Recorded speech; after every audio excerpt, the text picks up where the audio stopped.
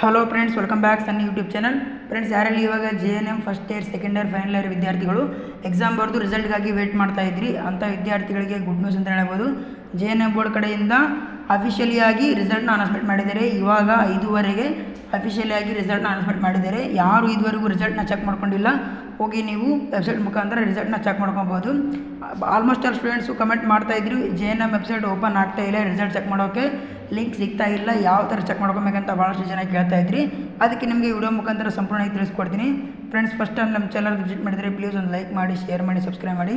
ಇಲ್ಲಿ ನೋಡ್ತಾ ಇರ್ಬೋದು ಫ್ರೆಂಡ್ಸ್, ನೀವು ಇವಾಗ JNM ವೆಬ್ಸೈಟು ಓಪನ್ ಆಗ್ತಾ ಇಲ್ಲ, ಸರ್ವರ್ ಎರರ್ ಅಂತ ಬರ್ತಾ ಇದೆ. ನಾನು ನಿಮಗೆ ಡಿಸ್ಕ್ರಿಪ್ಷನಲ್ಲಿ ಒಂದು ಲಿಂಕ್ ಕೊಡ್ತೀನಿ, ಆ ಲಿಂಕ್ ಮುಖಾಂತರ ನೀವು ನಿಮ್ಮ ರಿಸಲ್ಟ್ನ ನೋಡ್ಕೋಬೋದಾಗಿರುತ್ತೆ.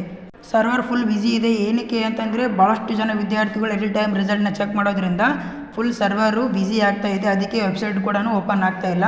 ನಾನು ನಿಮಗೆ ಡಿಸ್ಕ್ರಿಪ್ಷನಲ್ಲಿ ಒಂದು ಲಿಂಕ್ ಕೊಟ್ಟಿರ್ತೀನಿ, ಆ ಲಿಂಕ್ ಮುಖಾಂತರ ನೀವು ನಿಮ್ಮ ರಿಸಲ್ಟ್ನ ನೋಡ್ಕೋಬೋದು. ರಿಸಲ್ಟ್ನ ಚೆಕ್ ಮಾಡುವಾಗ ಆರಾಮಾಗಿ ರಿಸಲ್ಟ್ನ ನೋಡ್ಕೊಳ್ಳಿ. ಸ್ವಲ್ಪ ಸರ್ವರ್ ಬ್ಯುಸಿ ಇದೆ, ಅಕಸ್ಮಾತ್ ನೀವೇನಾದರೂ ಅರ್ಜೆಂಟ್ ಮಾಡಿದರೆ ರಿಸಲ್ಟ್ ನಿಮಗೆ ಶೋ ಆಗೋಲ್ಲ. ಏನಕ್ಕೆ ಅಂದರೆ ಸರ್ವರ್ ಫುಲ್ ಬ್ಯುಸಿ ಇದೆ, ಅದಕ್ಕೆ ಸ್ಲೋ ಆಗಿ ರಿಸಲ್ಟ್ ಶೋ ಆಗ್ತಾ ಇದೆ. ಅದಕ್ಕೆ ಯಾರು ರಿಸಲ್ಟ್ ಚೆಕ್ ಮಾಡ್ಕೊತಾ ಇದ್ದೀರಾ ಸ್ವಲ್ಪ ನಿಧಾನವಾಗಿ ನಿಮ್ಮ ರಿಸಲ್ಟ್ನ ಚೆಕ್ ಮಾಡ್ಕೊಳ್ಳಿ.